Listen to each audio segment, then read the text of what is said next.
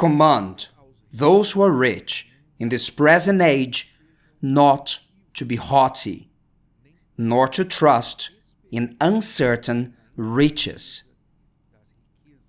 but in the living God, who gives us richly all things to enjoy. This warning is given to the rich ones of this world because their tendency is to lean on their riches, to put their hope in their riches. However, it extends to every human being. Because if in one hand the rich lean on their riches, the poor seek for riches to come out of their poverty and to overcome the limitations brought by their poverty. So human beings in general have this tendency of thinking that riches or money is their guarantee, their security for today and for tomorrow. But the word teaches us that we should not put our hope in the uncertain riches. Why uncertain? This is interesting because who would say that someone with a full bank account, millions in their account, gold bars kept somewhere, a company producing millions and millions every week and every month, who would say that this person will be lacking something? Because riches and money keep flowing to their bank account, to their pocket. Who will impede them? We are currently living in a situation, especially in Brazil, but the world too.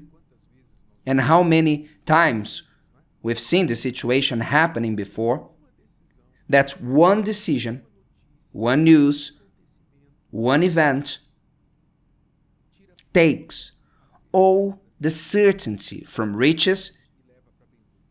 It takes them very far away. It pulls the rug from beneath the feet of people. And in one moment, people fall. They see the ground beneath their feet disappear. That happened in the pandemic with many, and also in past years.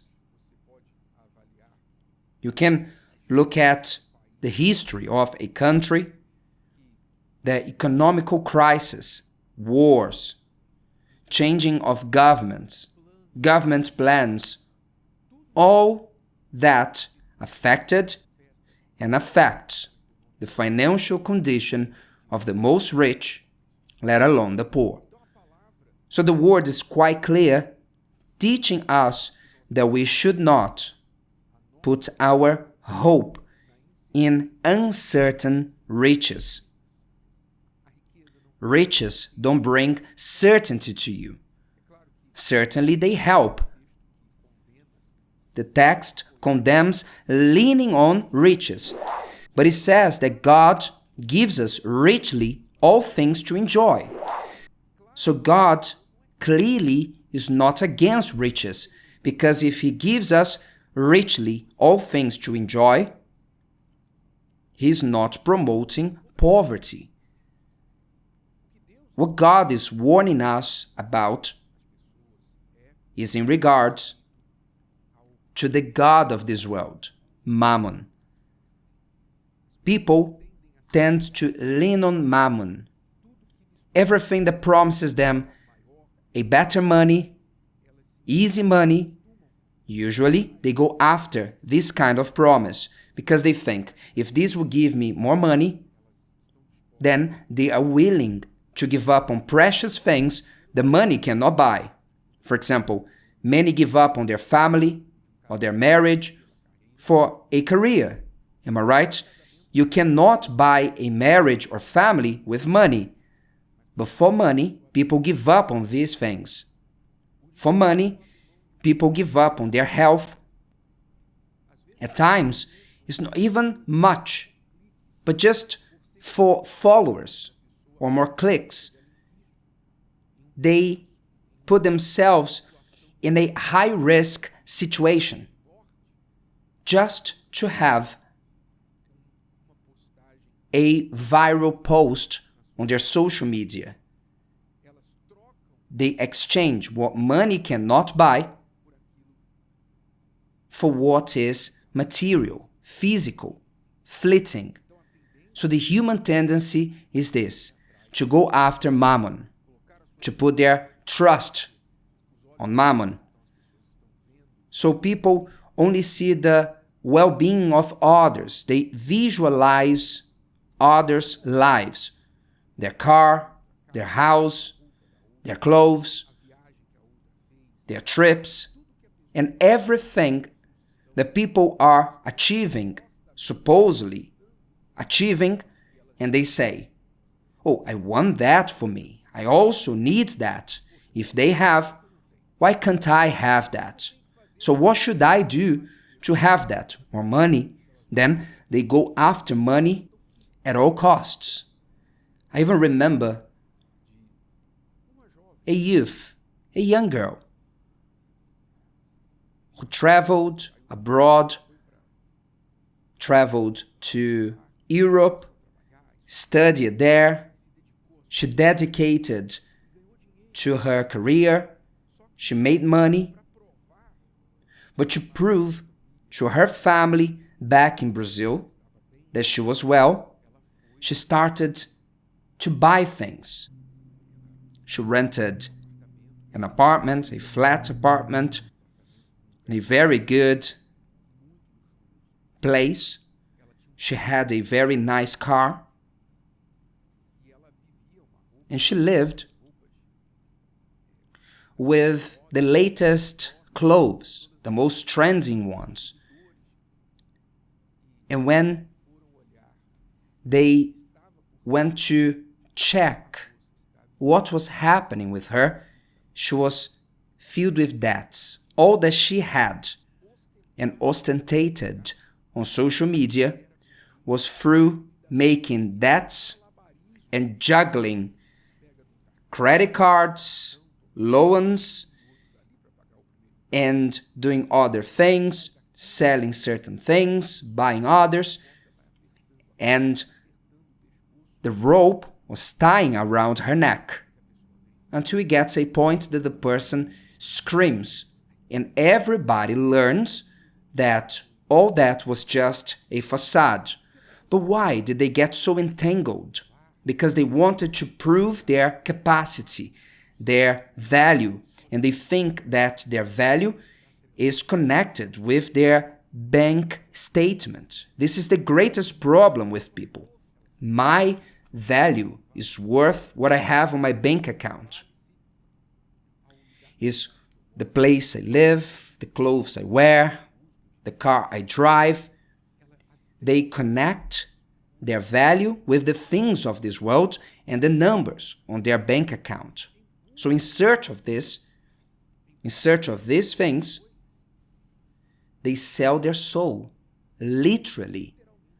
There are people who leave God, leave the church, because they know to go after the riches of this world, they will have to do certain things that they would not do if they were living in the fear of the Lord. Then they think, I cannot pursue all that I want and remain in the church, because there I will be condemned. So it's best for me to leave the church and follow God at home, and to say that God is everywhere, that I don't need to go to a church to seek God, and God understands and He knows all things, than to go to church and to keep my little poor life. So the person exchanges their true wealth for the riches of this world, which are uncertain, as the word says, nor to trust in uncertain riches, but in the living God, which means if I put my trust in the living God, it means that God will give me richly all things to enjoy. So God cannot make me a millionaire. God cannot make you a millionaire, a billionaire. He can if he wants. Maybe he doesn't want to do that with your life. But learn this. If you put your trust in him,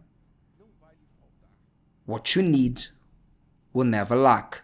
You may not have all that you want, all that your eyes desire, all that your neighbor has, but you will have all that you need and even more.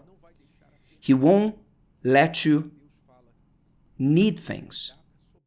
He gives so you may abound. To overflow, you will be able even to help others, as the rest of the text says that you can read in 1 Timothy 6, 17 and 18. Let them do good, that they be rich in good works, ready to give, willing to share. Which means you have for you, and you will have to help others. This is what God does. So when God blesses us, it's not just for our own pleasure, but it's that we may share to make this world a better place and not a jungle, as we see out there.